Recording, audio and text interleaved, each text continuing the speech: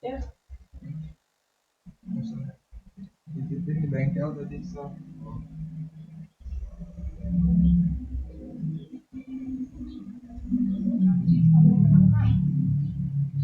Nah, sama sih itu.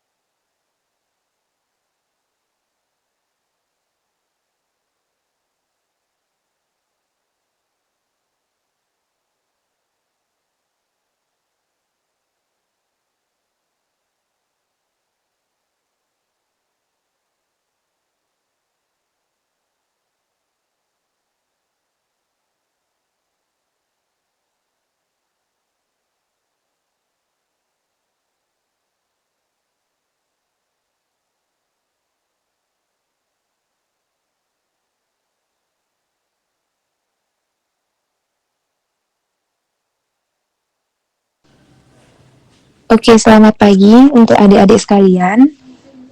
Sebelumnya kakak mengucapkan makasih karena udah ngeluangin waktunya untuk join di acara mentoring PKM pada pagi hari ini. Baik, sebelum acara ini kita mulai, ada baiknya kita berdoa terlebih dahulu, berdoa menurut agama dan kepercayaan masing-masing. Berdoa, saya persilahkan.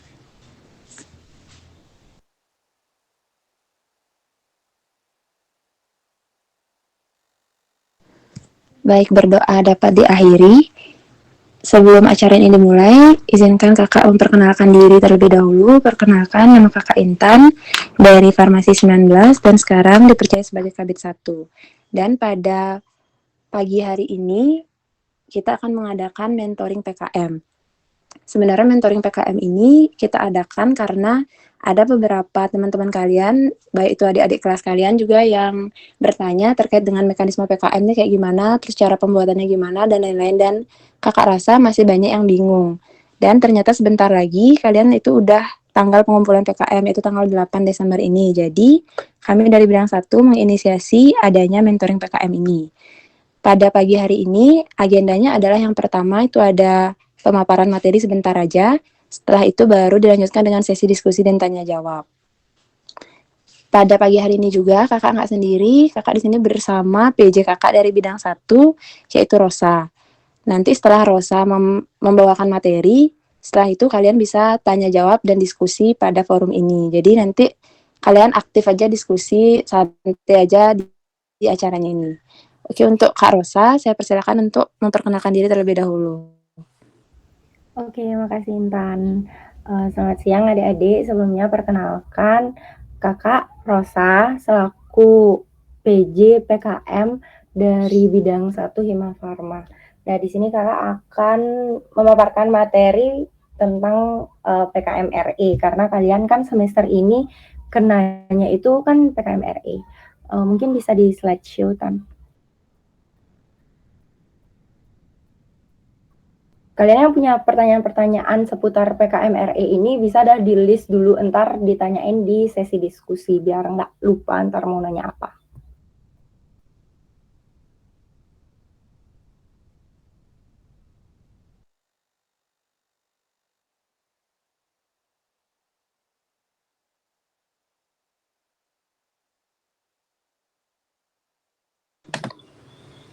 Apa udah kelihatan, Rosa? Udah.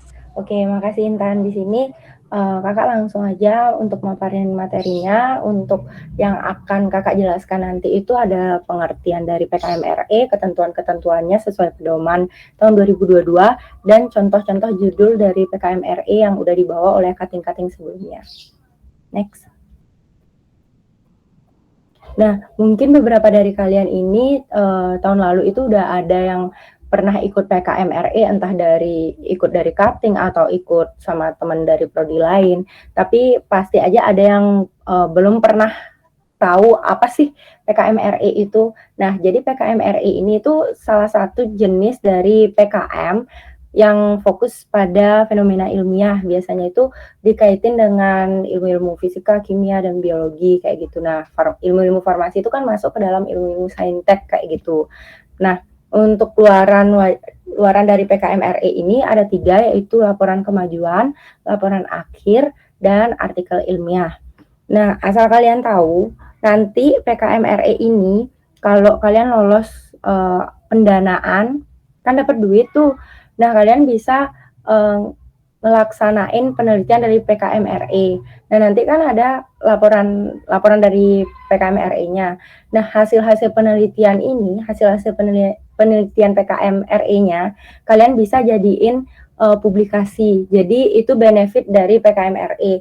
Karena kan kita lulus ini syaratnya itu bukan dari skripsi aja, tapi kita harus ada publikasi juga. Jadi kalau bisa lulus pendanaan di PKM RE karena kalian bisa ngelaksanain penelitian pakai dana yang dikasih dari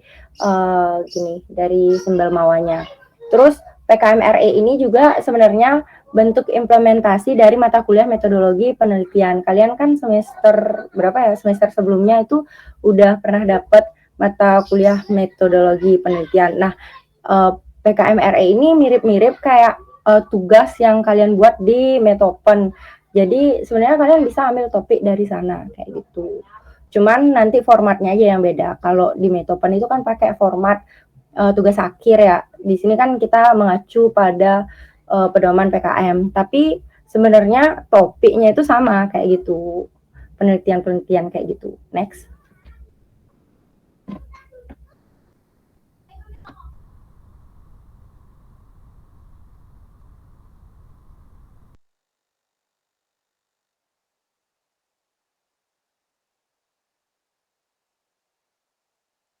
Nah, untuk ketentuan PKMRE 2022 ini kurang lebih kalian udah tahu karena kalian kan ikut PKMK. Nah, sebenarnya hampir sama ya 3 sampai 5 orang. Terus nama ketua sama anggota di cover itu nggak boleh disingkat. Risetnya harus sesuai ilmu farmasi. Nah, kenapa harus sesuai ilmu farmasi? Karena kan kalian wajib semua ikut PKMRE. Jadi kan pasti kalian ketuanya gitu. Nah, untuk bidang ilmu yang diangkat di PKMRI itu harus sesuai sama prodi dari ketuanya. Kalian kan farmasi, jadi harus sesuai sama farmasi kayak gitu. Terus anggota boleh dari prodi lain asal masih dalam satu univ.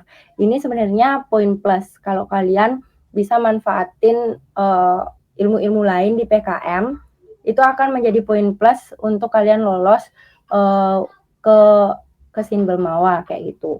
Karena ini kan PKM itu kan ajang kreativitas ya, semakin banyak ilmu yang dimanfaatkan, semakin banyak bidang ilmu yang ada di dalam timnya itu, jadi itu dianggap semakin kreatif kayak gitu. Terus minimal ada 2 angkatan yang berbeda dalam satu tim, jadi harus banget, ini wajib banget karena kalau cuman ada, misalnya cuman dalam satu anggota tuh, dalam satu tim itu cuman ada angkatan 20 aja, itu biasanya nggak lolos. Kayak tahun kemarin-kemarin tuh nggak lolos karena emang ngajaknya itu yang teman-teman seangkatan aja kayak gitu. Terus kalau berdasarkan pedoman 2022, besar dana yang diperbolehkan itu 5 sampai 7 juta. Di mana dananya itu dari perguruan tinggi maksimal 25% dari total dana, terus instansi lain maksimal 10% dari total dana. Nah, instansi lain ini maksudnya kayak sponsor. Kalau kalian ikut kepanitiaan kan ada tuh sponsorship kayak gitu sih instansi lain nih. Terus ini kan kita sekarang nyusunnya masih pakai pedoman 2022 karena pedoman 2023 itu munculnya pas 2023. Nah, jadi kalian sekarang nyusun proposalnya itu pakai gini aja dulu, pakai pedoman yang 2022. Jadi nanti kalau misalnya udah lolos di univ, bakal ada revisi, itu direvisi. Kalau udah muncul pedoman 2023 baru disesuaikan sama pedoman 2023 kayak gitu. Nah, untuk selanjutnya isiannya yang pertama itu yang dikumpul nanti ke univ harus isi cover. Nah, di cover ini sebenarnya nggak ada pakem ya, nggak ada pedomannya karena di pedoman itu nggak ada ngatur tentang cover. Jadi sebenarnya ini bebas saja, liga artis saja. Cuman kalau bisa kalian sama aja covernya kayak gitu. Kalau menurut kalian susah untuk nyamain satu angkatan, ikutin aja punya cutting karena rata-rata punya cutting itu sama covernya. Terus di cover ini nggak isi nomor halaman dan nama pengusul itu nama ketua yang paling atas, terus nggak disingkat. Next. Nah, untuk lembar selanjutnya itu ada lembar pengesahan. Nah, di lembar pengesahan ini ada tanda tangan dari WD3, wakil rektor, dosen pembimbing. Nah, untuk NIP sama nama dari dosen-dosen ini kayak orang-orang penting nih, jangan sampai salah ya. Jadi mohon diperhatiin banget NIP sama namanya. Next. Nah, setelah lembar pengesahan itu, lembar selanjutnya itu ada daftar isi, daftar tabel, daftar gambar, dan daftar lampiran. Nah, daftar gambar ini opsional, kalian boleh isi, boleh enggak. Kalau kalian ada gambar, berarti kalau di proposalnya itu ada gambar, berarti kalian harus isi, kalau enggak, ya enggak, kayak gitu. Dan daftar tabel ini pasti kalian isi, karena di dalamnya itu pasti ada tabel. Terus, penomoran tabelnya itu ya kayak tugas-tugas di kuliah nomor 1 itu yang tabel paling awal, tabel 1 titik judulnya bla bla bla, tabel 2 titik judulnya bla bla bla kayak gitu. Next. Oh ya, untuk daftar isi, daftar tabel tuh halamannya pakai pakai Romawi kecil gitu ya. Next dah kan. Terus selanjutnya setelah daftar-daftar tadi, ada yang dinamain halaman inti. Nah, halaman inti ini dari bab 1, 2, 3, 4 sampai daftar pustaka. Nah,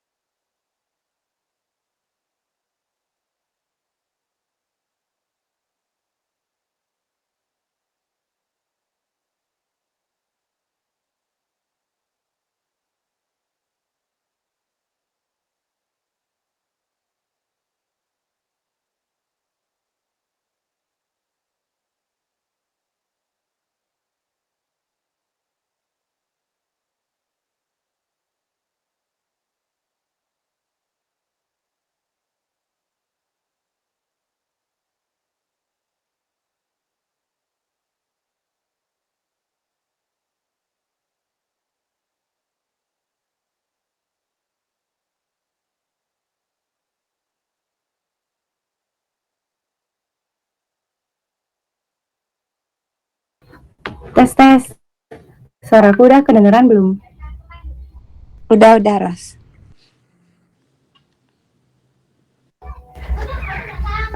Oke. Jadi di halaman inti ini benar-benar ngikutin yang ada di pedoman. Nah, ini contohnya kayak yang aku SS, yaitu rata kanan kiri. Nah, rata kanan kirinya itu tiap paragraf itu nggak menjorok. Jadi kayak yang dicontoh itu. Terus antar bab juga nggak harus beda halaman. Nah, maksudnya itu misalnya bab 1 itu di halaman 1 dan bab 1 itu cuma setengah halaman. Jadi bab 2-nya tuh nggak harus di halaman 2. Kalian bisa ngelanjutin langsung dari bab 1 tuh di halaman 1. Nah, untuk nomoran halamannya itu di halaman inti nih yang dari bab 1 sampai daftar pustaka pakai nomor 1, 2, 3 biasa nomor atap. Nah, terus di halaman inti ini maksimal 10 halaman. Nah, itu dah fungsinya kenapa nggak harus beda halaman tiap bab. Daftar pustaka juga nggak harus halaman baru. Bisa ngelanjutin dari yang bab 4 gitu. Karena kan maksimal 10 halaman. Itu tuh agak sulit gitu loh kalau isinya banyak untuk mepetin 10 halaman gitu. Terus untuk daftar pustaka tuh pakai Harvard Style. Terus untuk ketentuan penulisan proposal dari awal sampai akhir, nggak yang cuma halaman inti aja, itu ketentuannya fontnya itu Times New Roman, ukuran 12, spasi 1,15, kertasnya A4, marginnya itu 4333. Yang 4 cm itu yang yang 4 cm itu yang kiri harusnya ya, yang dijepret gitu. Udah gitu aja, next. Nah, untuk bagian terakhir di proposal itu ada lampiran. Nah, lampirannya itu ada 4. Yang lampiran pertama itu biodata ketua, anggota, sama dosen. Terus yang kedua itu ada justifikasi anggaran. Yang ketiga itu ada susunan organisasi. Dan yang keempat ada surat pernyataan ketua pelaksana. Ini sebenarnya sama kayak PKMK. Kalian kan tahun lalu ikutnya PKMK. Nah, jenis-jenis lampiran ini sama kayak PKMK. Nah, nanti misalnya kalau udah lolos Simbel Mawa, ini tuh harus ditandatanganin basah. Cuman setauku yang nanti dikumpul di ke Univ, kalau memang nggak bisa minta tanda tangan basah dari dosen pembimbing, tanda tangannya itu bisa scan atau kalau nggak salah bisa dikosongin kayak gitu. Nah, untuk contoh-contoh judul dari PKMRE ini kurang lebih kayak judul-judul di Metopen. Bisa kalian baca di slide. Itu tuh kayak kalian bisa make topik yang di tugas Metopen kalian buat tuh loh.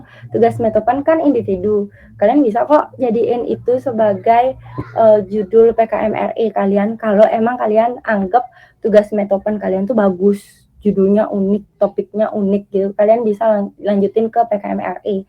Cuman kalian kayak ngulang buat tuh karena formatnya beda kan, ini pakai format di pedoman. Terus untuk topiknya juga nggak harus sesuai kelompok kepakaran. Misalnya kalian analisis, nggak harus kalian ngebahas tentang kandungan kayak kadar-kadar di obat atau apa gitu, nggak harus. Kalian bisa ngebahas formulasi, even formulasi itu punyanya anak tekno, kalian bisa kok ngangkat topik itu di PKMRE.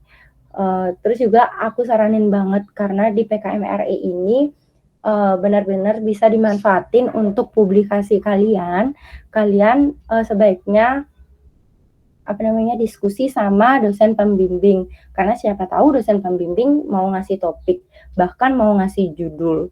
Cuman pengalaman dari aku kalau kita ngangkat topik sendiri sesuai ide kita itu akan lebih gampang buatnya, karena kita udah ngebayangin kayak gimana yang dimaksud dari topik yang kita mau angkat gitu.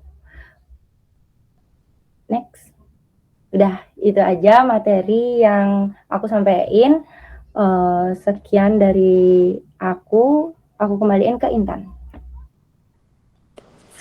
Oke, makasih kepada Rosa atas penjelasannya.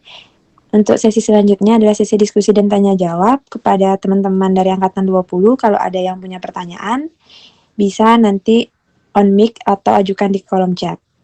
Saya persilahkan. Halo Kak, mau nanya Kak. Ya, silakan Diva. Jadi mau nanya, PKMRE ini berarti harus kayak sampelnya tuh harus dari bahan alam gitu atau boleh selain bahan alam gitu ya Kak ya? Soalnya kayak di contoh-contoh judul yang lolos pendanaan tahun ini tuh kayak semuanya dari bahan alam gitu, tak lihat. Agak bingung di sana soalnya Kak. Gitu aja dulu, makasih Kak.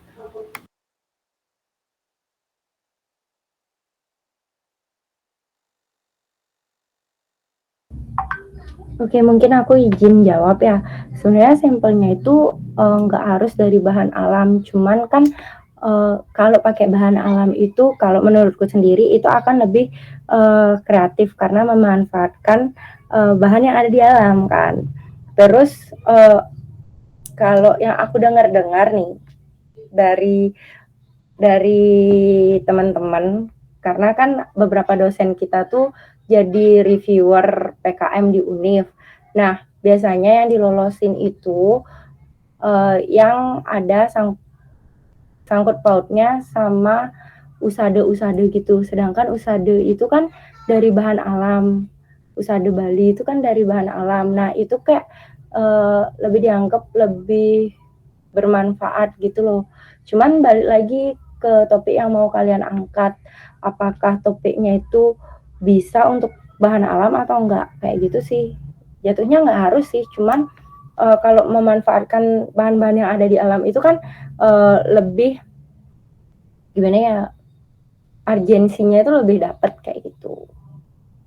Kejawab enggak? Mungkin Intan ada tambahan? Benar kata Rosa, aku setuju juga. Kayak sebenarnya nggak apa-apa kok kalau nggak bahan alam. Ada juga temanku yang klinis tuh dia lebih ke arah monitoring obat pasien kayak gitu, boleh kok juga. Tapi emang mostly bahan alam karena kalau aku pikir-pikir juga bahan alam itu lebih mudah gitu loh kita ulah-ulahin. Entah dari teknik ekstraksinya kita jadiin topi, entah nanti sortasinya atau entah screeningnya kayak lebih bisa dikembangkan ke macam-macam. Kenapa Dosbing tuh menyarankan ke bahan alam? Mungkin karena itu sih menurutku. Tapi kalau kalian emang punya topik yang berbasis teknologi gitu misalnya, atau nggak ke pasien kayak gitu nggak apa-apa kok, nggak masalah. Kan nggak semua tuh harus sama kayak gitu. Untuk Diva, apa menjawab? Sudah terjawab Kak, boleh nanya lagi nggak Kak ya? Boleh, boleh. Tadi kan dibilang kalau nggak sesuai kelompok kepakaran tuh nggak apa-apa di PKMR ini. Tapi dosbing kita tuh kan sesuai sama kelompok kepakaran kita. Nah itu berarti nanti beda dosbing lagi gitu Kak ya kalau misalnya mau nggak sesuai sama kelompok kepakaran gitu. Terus kalau misalnya nih PKMRE-nya nih lolos, terus kan bisa misalnya kita mau jadiin sebagai TA gitu Kak. Berarti nanti berubah lagi gitu. Yang di situ nggak ngerti Kak. Boleh dijelasin ya Kak? Makasih. Mungkin aku izin jawab ya. Kalau misalnya nggak sesuai bidang kelompok kepakaran itu, eh, nggak nggak harus ganti dosen pembimbing. Soalnya PKM ini kan emang dosen pembimbingnya itu diharuskan untuk ngebimbing PKM karena dosen pembimbing tugas akhir kita itu bakal jadi dosen pembimbing PKM, begitupun sebaliknya kan. Itu tuh maksudnya nggak harus ganti dosen kok. Makanya itu dah pentingnya diskusi topik PKM ini sama dosen pembimbing. Kayak aku misalnya, aku kan analisis sama Bu Nova. Ibunya, aku PKM-ku kemarin tentang formulasi, itu jatuhnya kan ke tekno. Ibunya mau kok ngebimbing. Soalnya emang PKM itu nggak harus dipaksain sesuai sama kelompok kepakaran kita, karena kan kita nyari kreativitasnya kayak gitu. Terus apa ya pertanyaan terakhir tuh, Div? Yang kalau udah sih Kak. Oh, udah. Jawab Kak. Mungkin Thank you Kak Rosa. oke. Ya aku setuju juga sama Rosa, kayak kayak nggak apa-apa gitu loh Div, yang penting nanti kayak komunikasiin aja sama dosen pembimbingnya itu. Kayak aku dulu kan apa PKM ku tuh tentang bahan alam sama tekno. Habis itu aku diskusikan, aku klinis sama Bu Sagong. Terus itu dibimbing kok sama ibunya gini gini gini gitu. Habis itu nanti waktu deskripsi ini beda lagi, tapi aku benar-benar 100% berbeda sama apa yang apa kan antara mahasiswa sama dosbing aja nggak bisa saling memaksakan kayak gitu. Itu sih. Oke Kak Intan, thank you. Oke. Nah, ada Yayan juga bertanya dari kolom chat. Kak izin bertanya, PKMRI itu harus menghasilkan suatu produk atau tidak? Maaf banget Kak, masih bingung. Maksudnya harus melakukan suatu eksperimen gitu ya Kak? Nggak bisa ngangkat topik yang hanya butuh data. Oke, sebentar.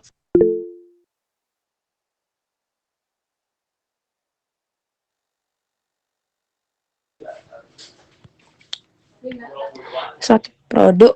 Kalau menghasilkan suatu produk tuh lebih ke arah PKMK sih menurutku ya. Kewirausahaan kemarin tuh yang kita harus jualan-jualan tuh.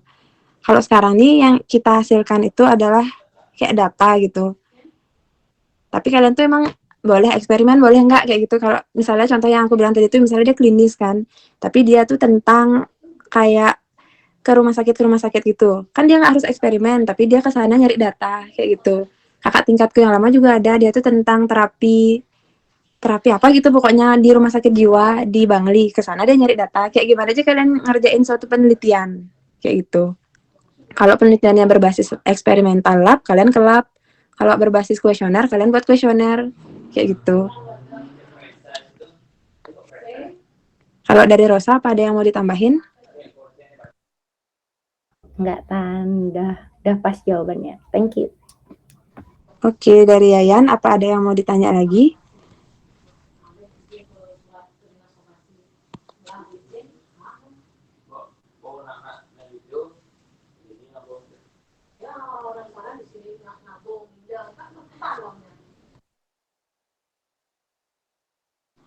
kayaknya udah bisa diterima. Kita lanjutin ke penanya berikutnya dari Agus Saputra, saya persilahkan. Baik Kak, izin masuk. Terima kasih Kak Intan dan juga Kak Rosa. Baik, di sini saya izin nanya beberapa hal Kak. Yang pertama mungkin tadi menyinggung pertanyaannya ya, Yayan. Itu apakah PKM ini misalkan saya misalnya tekno seperti itu, misalnya membuat suatu formulasi. Apakah misalnya tadi juga Kak Rosa bilang kalau misalnya ini misalnya PKMRI itu lolos itu bisa dipublish. Apakah nantinya misalnya kita buat suatu formulasi itu harus direalisasikan seperti itu Kak? Dan apa itu direalisasikan masuk kita buat suatu formulasi atau masih berupa data? Kemudian pertanyaan saya yang kedua tadi saya sempat baca terkait di panduan terkait bahwa PKMR ini merupakan suatu perbaruan atau mencari pembaruan. Nah di PKMR ini apakah kita dituntut untuk menghasilkan suatu pembaruan atau kita bisa mengoptimasi dari penemuan-penemuan sebelumnya gitu Kak? Mungkin itu aja yang bisa saya tanyakan. Terima kasih Kak.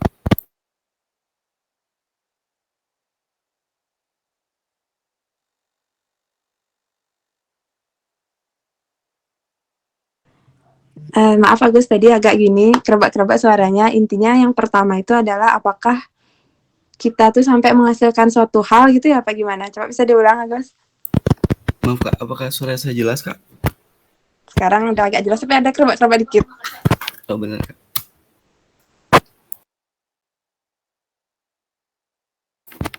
Sekarang apakah sudah jelas Kak?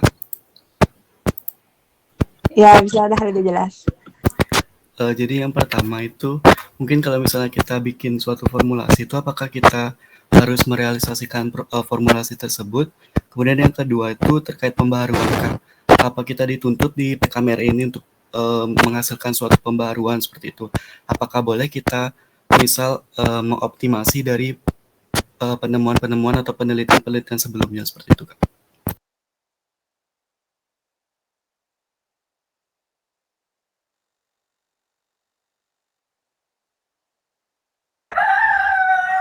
Mungkin aku izin jawab ya. Yang pertama itu kan merealisasikan, misalnya kalau formulasi harus direalisasikan atau enggak kayak gitu ya. Harus kalau udah lolos pendanaan, karena kan kalian dapat dana. Jadi metode-metode yang kalian cantumin di proposal, cara kerja segala macem itu harus kalian buat untuk dilaporkan nanti di akhir kayak gitu. Jadi emang harus direalisasikan karena kalian dikasih duit gitu untuk merealisasikan apa yang kalian buat di proposal kayak gitu. Terus untuk pertanyaan yang kedua, ini kan PKM kreativitas mahasiswa gitu kan. Jadi yang diutamain itu kreativitasnya. Kalau misalnya pengembangan atau optimasi dari data-data orang itu kan mungkin bisa ya, tapi antara lolos dan enggaknya aku nggak tahu. Sebenarnya apapun bisa dijadiin topik di PKM ini. Cuman kan nanti ada reviewernya. Untuk lolos atau enggaknya itu mereka ada target. Dan targetnya itu emang harus topiknya itu emang harus baru, benar-benar harus baru. Terus kreatif. Terus itu sih yang diutamain. Nanti ada kok form-formnya, kalian kan udah pernah ikut PKMK ya, kayak gitu kurang lebih formnya. Jadi emang menurutku harus topik yang diangkat emang harus baru gitu. Mungkin kalau pengembangan data dari orang ya maksudnya, atau gimana? Agus?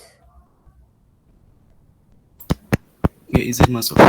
Ya mungkin sebelumnya peneliti sebelumnya sudah membuat penelitian tersebut, tapi kita mungkin ingin mengoptimasi atau menambahkan suatu pembaruan di penelitian tersebut seperti itu Kak. Menurutku bisa aja sih. Jadinya kan jatuhnya beda topik yang keangkat sama topik yang peneliti sebelumnya angkat tuh beda karena kayak dioptimasi lagi gitu loh. Cuman emang harus ada pembaruannya, kayak nggak sama gitu loh sama penelitian sebelumnya kayak gitu. Harus ada pembedanya kayak gitu. Terus yang paling penting harus urgensinya tuh harus dapat gitu loh, kayak kenapa ngangkat topiknya ini kayak gitu, biar di latar belakangnya tuh lebih kuat kayak gitu menurutku. Cuman balik lagi ntar ke reviewer maunya kayak gimana, karena sepengalamanku beda reviewer itu kayak beda-beda gitu loh, yang di form penilaiannya emang sama, cuman cara mereka melihat laporan tuh beda gitu.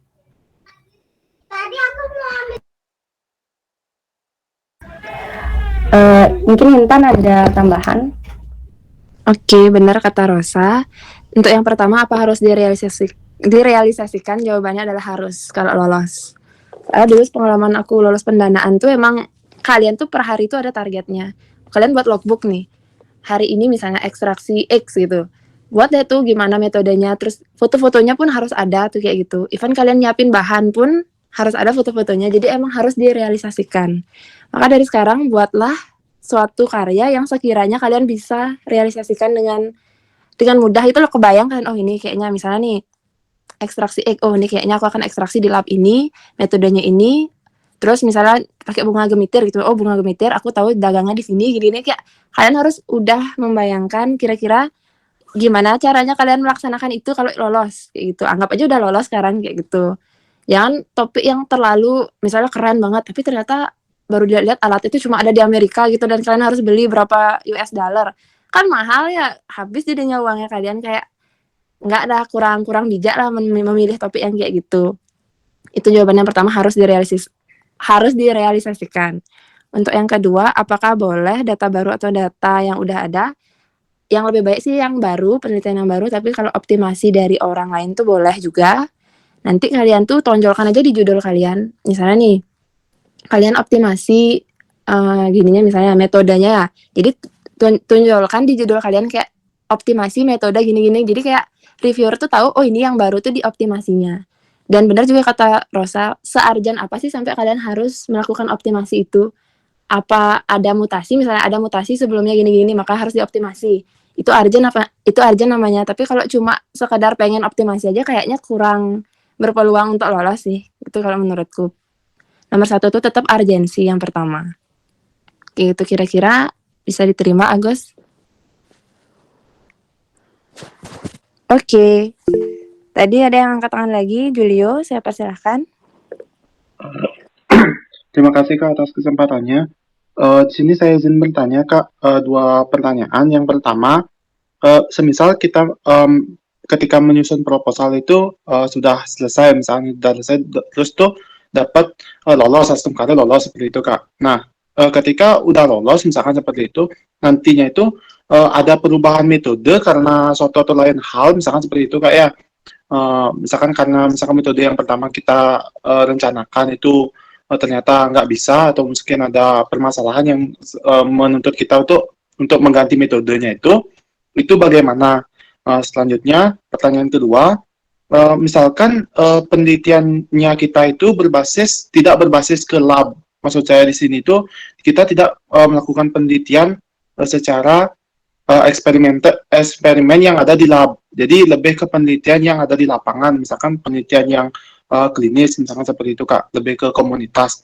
Itu dialokasi dananya itu nanti kan berarti lebih banyak ke transportasi. Itu bagaimana kira-kira ya Kak? Karena soalnya di panduan yang tahun 2022 itu mereka bilang kalau transportasi tidak lebih dari 30%. Nanti itu kira-kira gimana, kan berarti ada gimana ya, dananya itu pasti lebih banyak menurut saya itu ke transportasi jatuhnya. Itu kira-kira mengakalinya itu gimana Kak ya?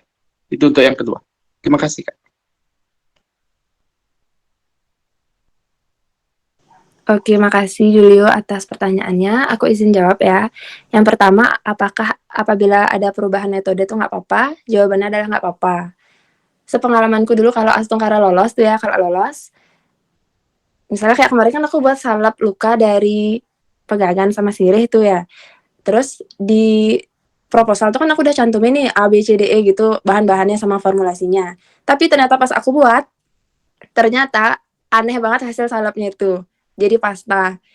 aku ada aja sekelompok sama teman kalian sama Gung Hari, pasti tahu dia gimana tuh, pokoknya ada sampai 15 kali ngubah formulasi karena emang hasilnya jelek gitu loh. Kita ngikutin jurnal-jurnal tuh nggak ada yang bagus hasilnya. Akhirnya kita buat sendiri formulasi dan bla bla bla. Caranya juga agak berbeda dan itu nggak apa-apa, nggak masalah. Karena itu kan baru proposal. Proposalnya tuh kan baru rancangannya aja kayak gitu.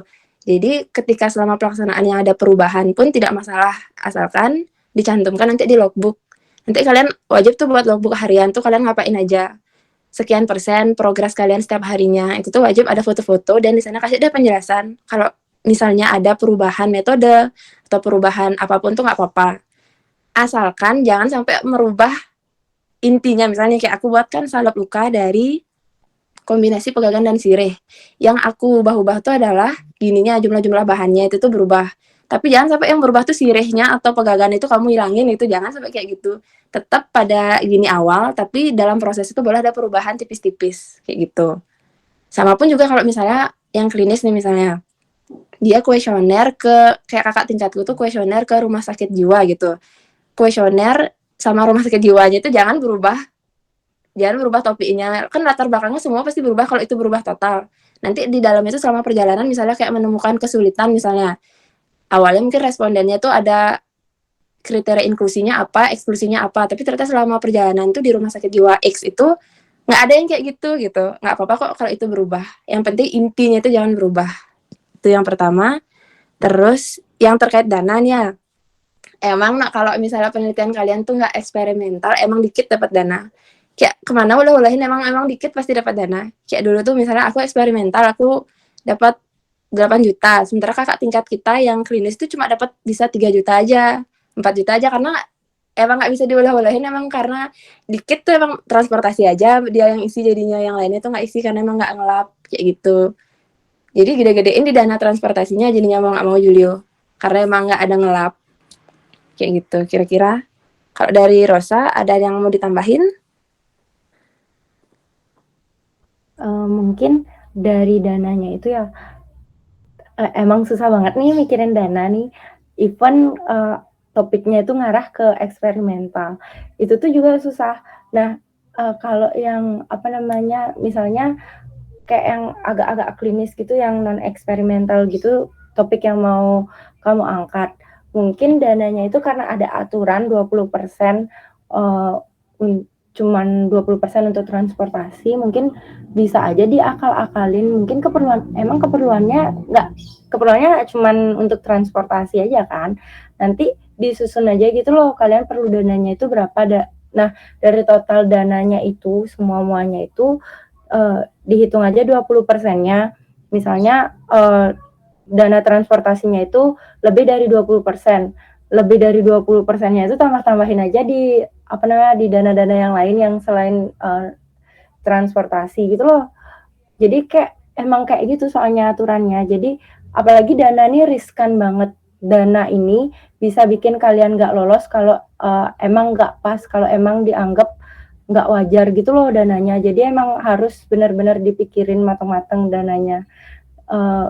Karena kalau lebih dari 20% tuh kayak riskan banget bikin kamu nggak lolos nanti kayak gitu. Jadi emang harus diulah-ulahin dilempar gitu loh. Tapi dilemparnya itu dikit aja ke keperluan-keperluan yang lain kayak gitu. Gitu aja sih saran dari aku. Makasih. Ya setuju sama Rosa, jangan juga dana itu terlalu melambung tinggi yang nggak wajar gitu loh. Soalnya ada yang kayak apa yang dimasukin sama dia tuh, kayak perjalanan 300.000, padahal perjalanan kemana sih, rumah sakitnya sebelah rumahnya, kayak gitu kan aneh ya.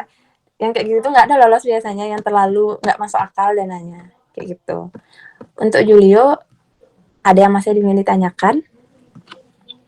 Sudah Kak untuk pertanyaan pertama, terus untuk yang kedua juga sudah lumayan, tapi sebenarnya saya juga bingung Kak jadinya kalau misalkan dia tuh kan kalau di batasan yang tahun ini itu 30%, terus yang sisanya itu kan lagi 60% kurang lebih di bahan utamanya, itu sebenarnya yang jadi permasalahan nggak?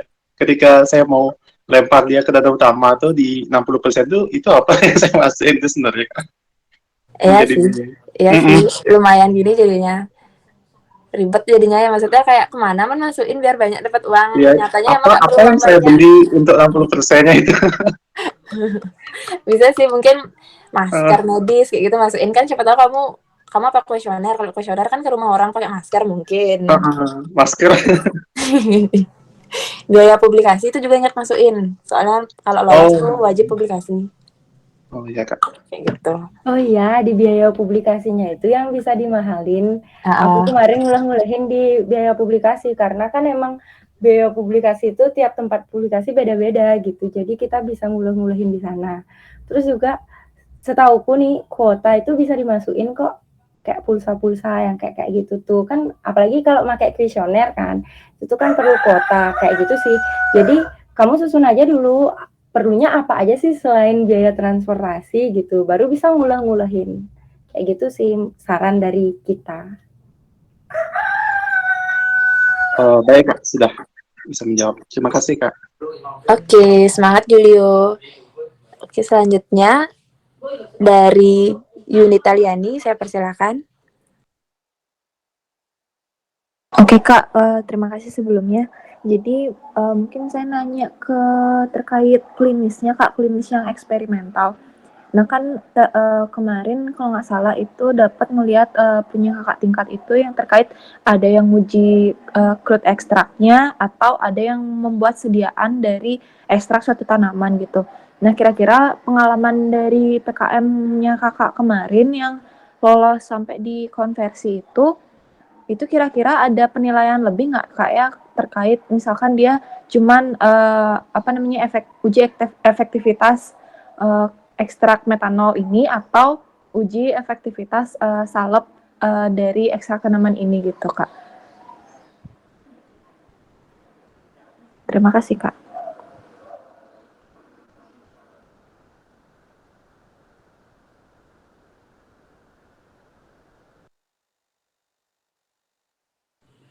Oke, makasih Yunita atas pertanyaannya. Intinya adalah apakah ada pengaruh dari efektivitas itu apa gimana Yunita? Coba ulang lagi sekali Yunita. Ya, pengaruh terhadap gini Kak, kayak judulnya itu kan misalkan ya tanamannya kunyit gitu. Nah, yang satu itu judulnya uji aktivitas kunyit uji aktivitas analgesik kunyit gitu. Nah, yang lagi satu itu judulnya misal aja kayak uji aktivitas analgesik salep kunyit gitu.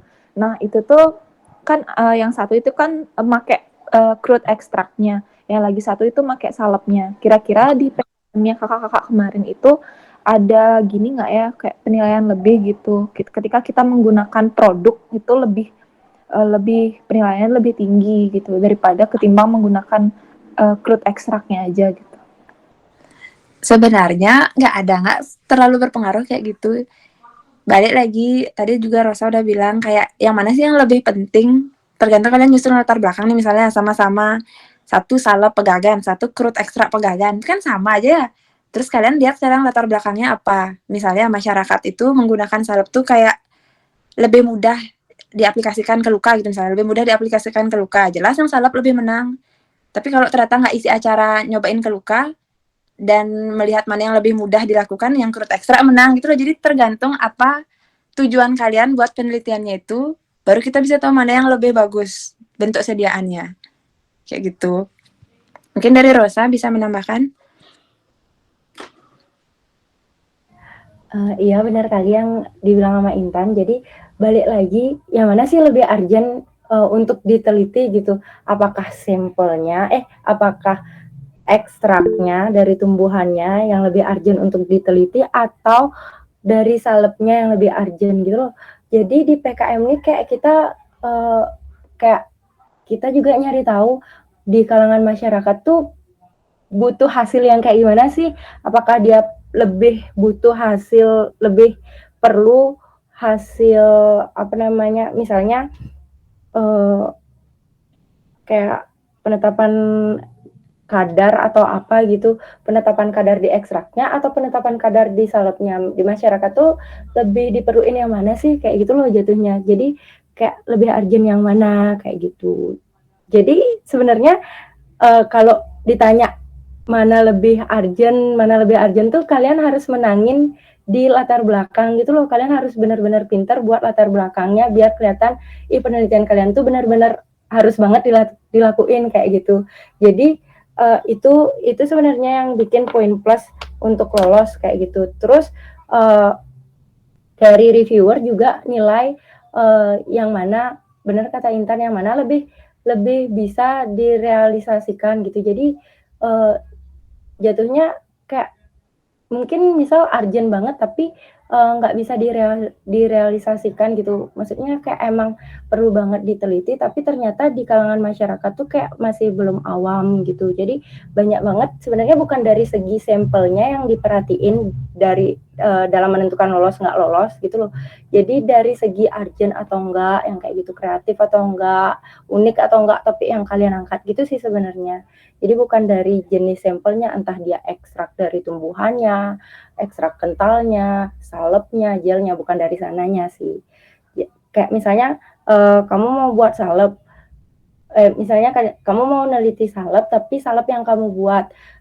Jadi di latar belakang tuh biar lebih kelihatan urgent tuh kamu harus bilang kenapa kamu neliti salep. Padahal kan banyak sediaan lain gitu loh. Ada gel, ada krim. Jadi kamu harus tunjukin kenapa sih harus salep. Mungkin karena di masyarakat itu lebih banyak pakai salep. Jadi kayak itu di sana titik urgensinya. Kenapa kamu harus kenapa penelitian kamu tuh harus dilakuin kayak gitu loh. Harus ditekanin di latar belakangnya sebenarnya.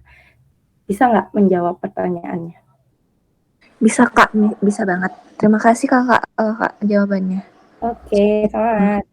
Terima kasih Kak. Oke, makasih juga Yunita. Crude ekstrak tuh ekstrak kasar ya Yunita ya? Iya Kak. Nah, kan itu biasanya ekstrak yang udah dihilangin tuh komponen-komponen pengganggunya.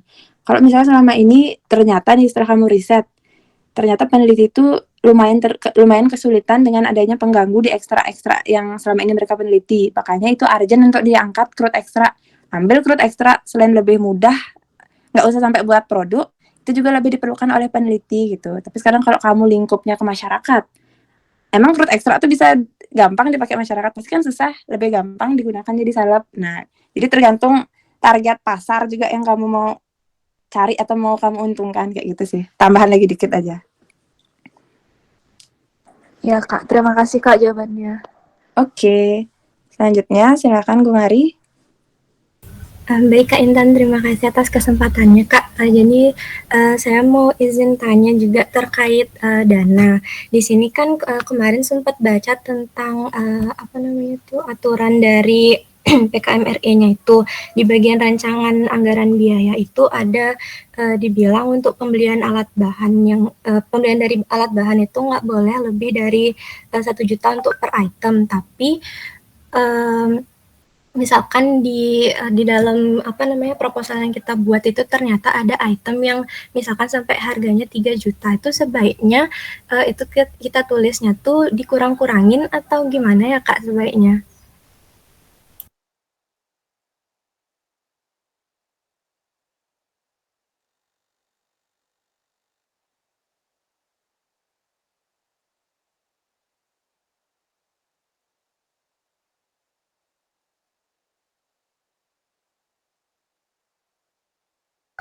Mungkin aku izin jawab ya. Kalau pembelian alat sampai lebih dari 1 juta tuh kayak 1 juta tuh udah mahal banget untuk sebuah alat gitu loh. Jadi sebenarnya peraturannya ini udah masuk akal. Mungkin yang kamu bayangin mungkin alat-alat gede kayak yang kamu perluin kayak misalnya rotaf yang kayak gitu tuh. Itu tuh sebenarnya nggak usah dibeli, kayak nyewa aja, dan itu emang kamu harus gimana ya, bukan diulehin no, kayak emang udah masuk akal dia. Kalau alat lebih dari 1 juta tuh kayak nggak masuk akal gitu loh. Gimana ya caranya, emang bukan dikurangin, kayak harus cari alat lain yang lebih murah kayak gitu, bukan di laporannya yang diulah-ulahin menurutku ya. Karena kayak nggak masuk akal aja kalau kamu pakai alat yang harganya lebih dari 1 juta gitu. Bahan pun menurutku itu tuh yang mahal lebih dari 1 juta tuh kayak standar-standar gitu. Jadi sekarang dipikirin dengan baik dan matang, biar topik PKMRI kalian itu nggak make bahan-bahan yang mahal kayak gitu. Dan biasanya ya bahan-bahan yang mahal itu susah dicari gitu loh. Jadi itu jatuhnya nyusahin kita nanti pas penelitian kayak gitu. Jadi emang sebaiknya kurang dari 1 juta alat dan bahannya kayak gitu. Kalau emang alat atau bahan yang kamu perluin emang harganya lebih dari 1 juta, saranku sih cari alat atau bahan yang lain kayak gitu. Tapi kalau emang udah nggak bisa banget, kalau misalnya lebihnya itu sampai 3 juta, itu mendingan cari alat atau bahan yang lain sih, kalau lebihnya sampai 3 juta. Tapi kalau misalnya lebihnya dikit gitu, misalnya 1.100.000 atau 1.500.000 kayak itu bisa kok biayanya itu dilempar ke bahan lain yang emang kurang dari 1 juta, kayak gitu sih saran dari aku. Oh iya baik Kak, terima kasih banyak Kak atas penjelasannya. Mau izin nanya lagi sekali Kak, terkait dengan ini kan saya sama beberapa teman-teman yang dosen pembimbingnya sama itu udah sempat diskusi sama dosen pembimbingnya. Terus dari dosennya itu memberikan kayak satu topik yang sama, cuman dibedakan di bagian tanaman atau senyawa yang digunakan gitu Kak. Kalau misalkan kayak gitu tuh apa bisa memperkecil peluang lolos di PKM tuh Kak ya? Karena kan kayak topiknya sama, cuman tanamannya beda kayak itu sama-sama bisa dibilang mirip-mirip gitu Kak. Kira-kira bagaimana ya Kak?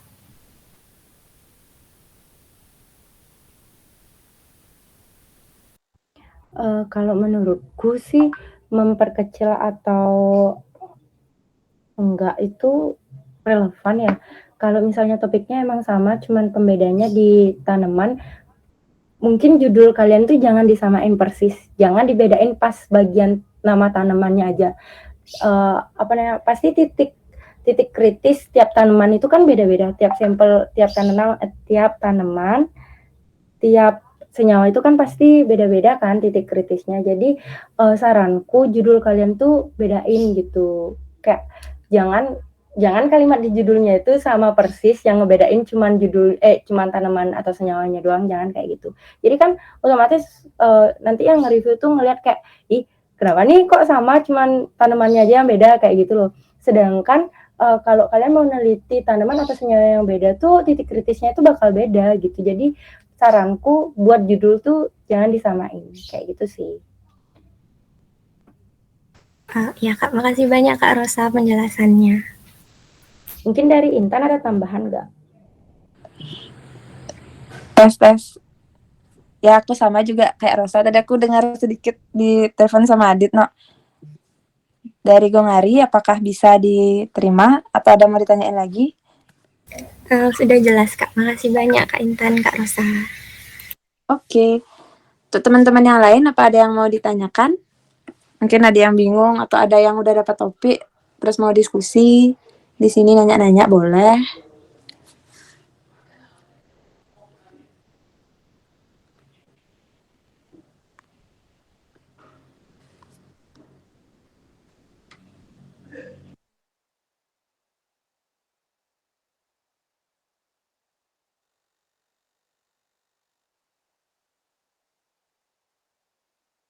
Di sini udah semua mikirin topik untuk PKMRI-nya?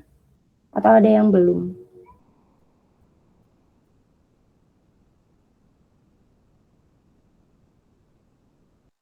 Masih belum fix gitu sih Kak, kayak cuman lagi nyari-nyari aja soalnya kayak gimana ya, bingung gitu gimana caranya kita nentuin mau pakai tanaman apa yang kayak gitu tuh loh Kak. Kalau dari Kakak sendiri ada tips gitu nggak untuk nyari topik yang gimana caranya biar ketemu topik yang dapat urgensinya tapi bisa gampang juga gitu Kak. Ada tips nggak Kak?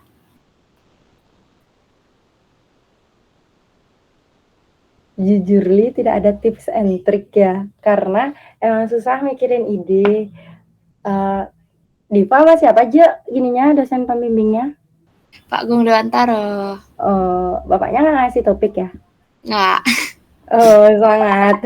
Tapi menurutku ya, kalian lebih mending pakai topik yang kalian mikir sendiri dibandingkan pakai topik yang dipikirin oleh dosen kayak gitu. Kayak misalnya aku kemarin sama Bu Nova beberapa dapat topik dari Bu Nova dan beberapa enggak kayak gitu. Jadi kayak misalnya kalau kalian ngangkat topik dari dosen itu kalian harus kayak mikirin sebenarnya apa sih yang dimaksud sama dosennya kayak gitu loh. Kita nggak dapet aduh urgensinya letaknya di mana sih, cuman dosennya aja yang tahu karena emang dia yang mikirin topiknya kayak gitu. Sedangkan kalau kita yang mikirin topiknya, kita bakal lebih paham gitu loh, kita mau kerjanya dari mana, kita mau ngebahasnya kayak gimana, urgensinya letaknya di mana kayak gitu loh, lebih dapat. Itu sih untung ruginya dapat atau enggak dari topik dari dosen. Tapi kalau dapat topik dari dosen ya kita nggak perlu susah-susah lagi mau ngangkat topik yang mana, mau pakai sampel apa, itu nggak susah-susah lagi mikir. Tapi kalau emang kalian udah mentok banget, kemarin kalian udah buat tugas metopen kan ya? Udah dapat metopen belum? Udah, Kak, udah. Itu kan 11-12 sama PKMRE. Kalau emang udah mentok banget itu aja kembangin lagi. Kan iya, kalian kan juga udah buat latar belakangnya kan. Kalian udah tahu letak urgensinya di mana.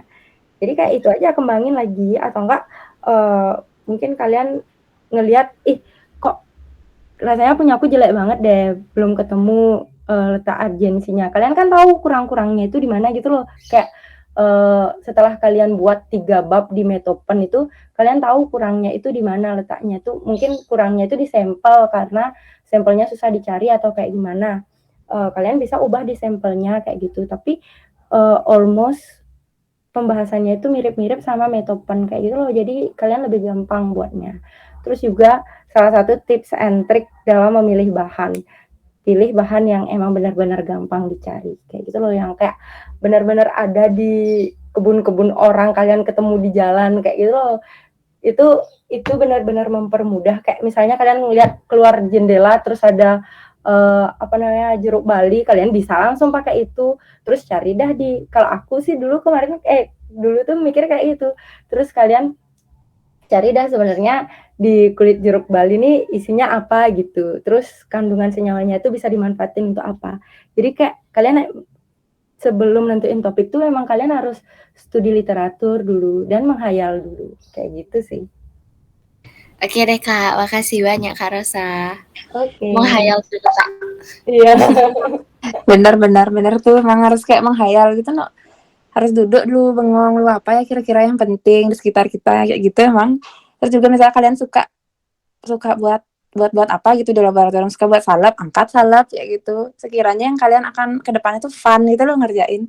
Benar juga kata Rasana, justru teman-teman yang dapat topik itu bingung deh dia kayak gimana ya apa benar kita kerjain. Maksudnya bingung dalam artian kok itu topiknya emang itu searjan apa sih untuk diangkat? Mana ribet lagi pasti kalau topik dari dosen kayak gitu. Kan sebenarnya lebih enak nggak dapat topik, tapi jeleknya kita bingung banget di awal kayak gitu. Ya nggak Ros? Iya benar banget. Soalnya aku nih nggak dapet topik dari Bu Nova waktu ini, benar-benar kayak hasil shuffle-nya aku yang nggak dapet gitu loh. Jadi aku merasa di awal tuh kayak aduh ngangkat topik apa nih ya, kayak lama kali mikir, sedangkan teman-teman lain tuh udah dapet topik gitu. Terus pas aku udah dapet udah kebayang nih, udah dapet ide ngerjain tuh kayak lancar gitu karena apa yang kita mau tuh kita tahu, topik yang kita angkat tuh kita tahu mau dibawa ke arah mana gitu. Terus hasil review dari teman-temanku yang dapat topik dari ibunya tuh kayak mereka tuh kebanyakan bingung mau sebenarnya ini urgensi yang mau diangkat dari topik yang dikasih tuh apa. Mereka kan nggak tahu kayak gitu loh. Jadi susah gitu loh mau nyusun di awal. Benar setuju. Mana udah mahal lagi jatuhnya tuh bahan-bahannya jadinya. Iya. Karena topik dari ibunya kayak gitu. Tapi kalau kalian memang udah dapat topik dari dosennya nggak apa-apa, kembangin itu. Kalau kalian merasa nih ada yang menurut kalian bakal semahal itu untuk dibeli, tanya ke dosennya, misalnya kayak Pak kira-kira ini terlalu mahal, apakah kami bisa mengganti atau bagaimana sebaiknya Pak, minta aja saran sama bapaknya, karena ujung-ujungnya percaya sama aku yang ribet tuh di kalian pasti no, kayak gitu deh pokoknya. Kayak aku aja dulu PKMK tuh kita juga semua ngerjain gitu loh, uang tuh juga bakalan habis kalau alat-alat yang kita pakai atau bahan-bahan yang kita pakai tuh kemahalan kayak gitu. Jadi yang sederhana-sederhana aja tapi bermakna kayak gitu. Gitu sih. Ya, benar. Tapi kalian tuh harus tetap diskusi sama dosen pembimbing. Ini tuh PKMRE ini sebenarnya ajang PDKT sama dosen pembimbing tahu. Karena nanti kan dosen pembimbingnya ini bakal jadi dosen TA kalian kayak gitu. Jadi kalian deket-deketin aja dosen pembimbing kalian. Betul.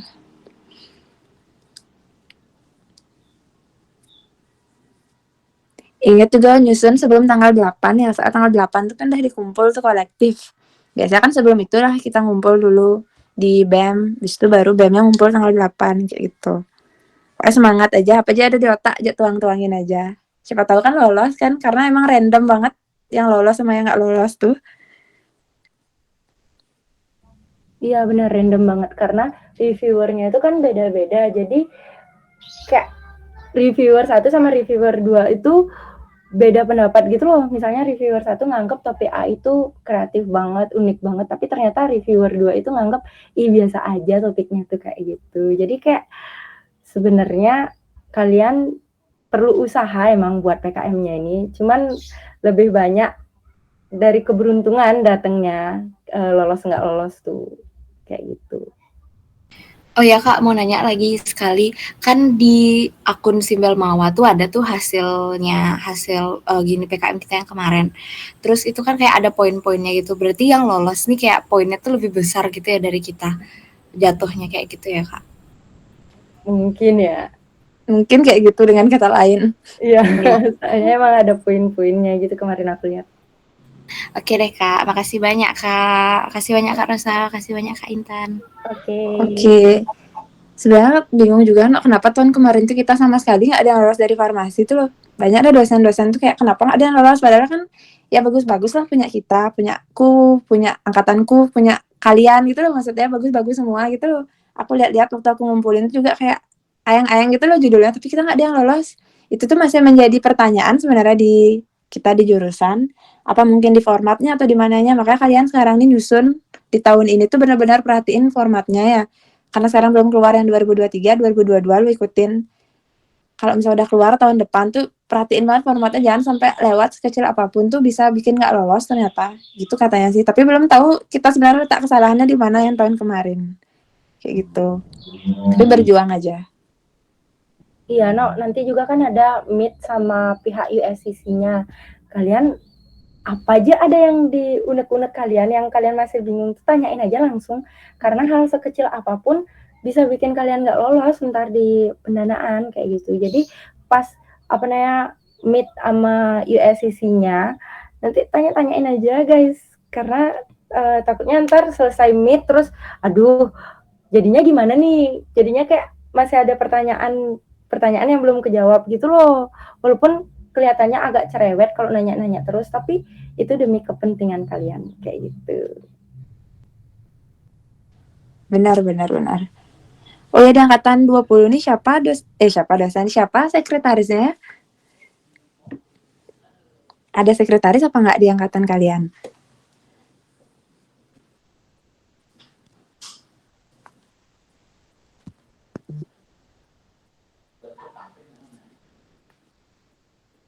Izin jawab Kak Intan. Ya? Nggak ada Kak. Oh nggak ada? Iya. Oh gitu. Waktunya ada aja aku ngasih Google spreadsheet tuh loh yang isi kalian tuh nama, habis itu sebelahnya dosen pembimbing, terus NIM, terus nama anggota dan lain-lainnya tuh. Oh yang isi judulnya tuh Kak ya? Isi judul nggak, isinya judul PKM ya? Siapa Isi aja aku kasih ya? Diva atau Agus tak kasih ya? Agus sudah ada nge-share Kak. Oh iya Agus. Ini Pak Eka minta katanya cepetin isi dosen pembimbingnya ya, soalnya mau dibuatin surat tugas kayaknya. Apa dosen aja dulu isi semua. Mungkin dia bisa kasih tahu teman-temannya, atau ini ada daftar yang udah isi dosbing kayak gitu, copy aja ke sana. Ada sih Kak, dikasih sama Pak Ace-nya. Nah itu dah. Soalnya anggota tuh pasti kalian belum fix kan, nggak apa-apa, belakangan aja itu. Yang penting dosbing aja dulu katanya. Oh gitu, oke Kak. Oke, makasihnya. Yuk. Angkatan 20 ada yang mau nanya lagi kah kira-kira?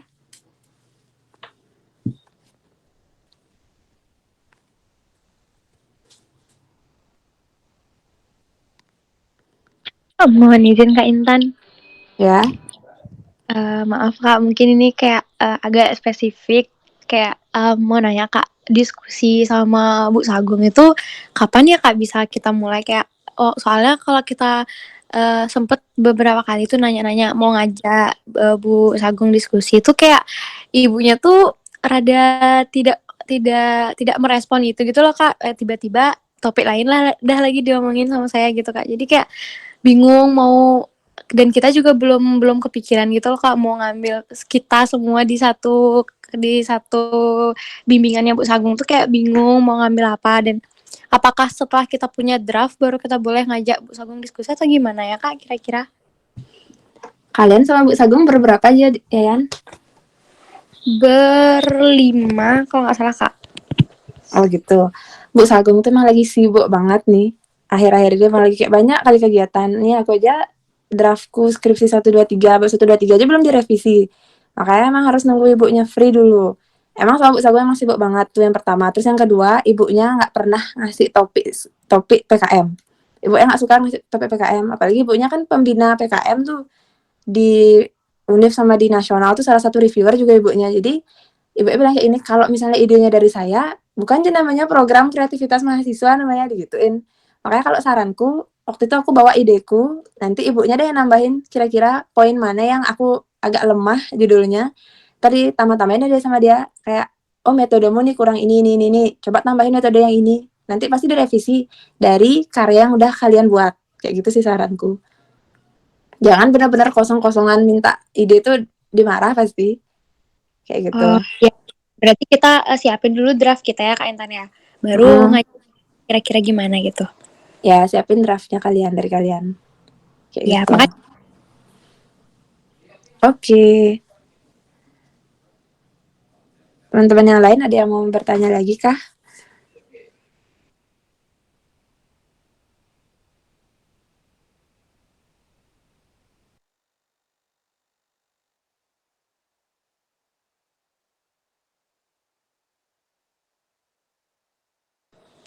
Kayaknya udah cukup Kak. Oke, karena udah nggak ada yang bertanya lagi, aku akan tutup sesi mentoring pada siang hari ini. Makasih untuk teman-teman semuanya yang udah bersedia join. Padahal sekarang lagi weekend, terus kalian tadi habis ada kuliah, masih capek, masih mumet habis kuliah langsung join di sini. Makasih banyak aku ucapin. Semangat kalian menyusun PKM RE untuk periode tahun depan dan udah boleh disusun dari sekarang. Semoga kalian bisa melahirkan ide-ide yang baru dan semoga banyak yang lolos di angkatan kalian Astengkara. Oke, karena udah siang juga, karena tadi diawali oleh doa, sekarang aku akhiri dengan doa. Berdoa menurut agama dan kepercayaan masing-masing. Berdoa, kakak persilahkan.